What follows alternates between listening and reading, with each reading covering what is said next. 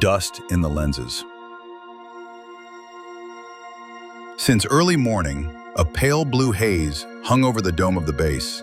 The local atmospheric gases had started crystallizing again. We knew these processes by heart. When that faint mist appeared above the planet's surface, your eyes would start stinging in 15 minutes. And by 40, it became dangerous to go outside. But Hell didn't care. He stood by the airlock, hands clasped behind his back, staring through the thick glass at the swirling dust, as if searching for answers. "Found something again?" I asked, stepping over the lab's threshold. "They exist," he said quietly, eyes still fixed on the window, but not the way we thought. I silently stopped next to him.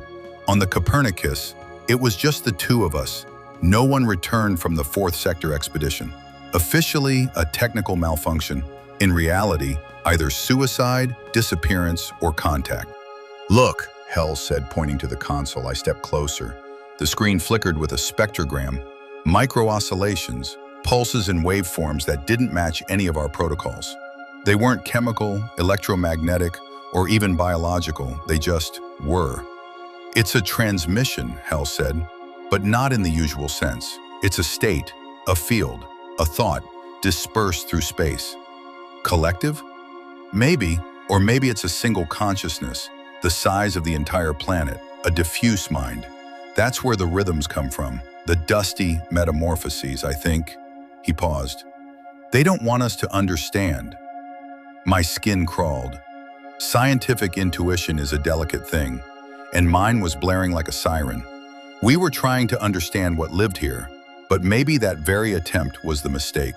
And now what? Hell finally turned to me. The first time in days he looked me in the eyes. I tuned the camera lenses to inverse mode. They've started responding with shapes, formations, information, or something like it. Remember the marks in the field near Zone 15? Geometric patterns. We thought it was just crystallization. It was text. I sat down.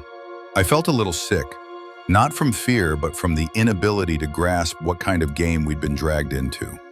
We were looking for contact, but instead stumbled onto something that didn't even need us here.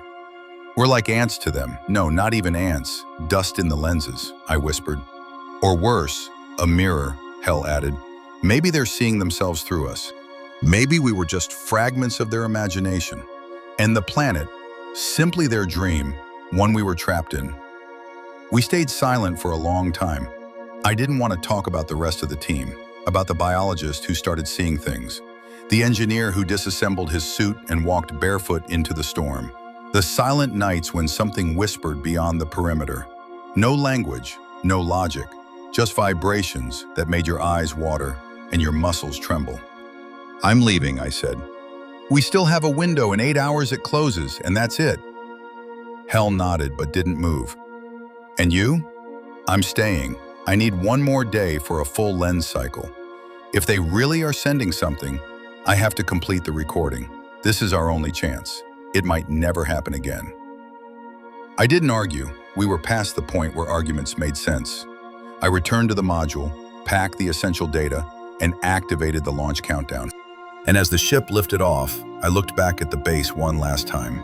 Hell stood in the same spot. That same blue dust swirled around him. He turned to the cameras and smiled.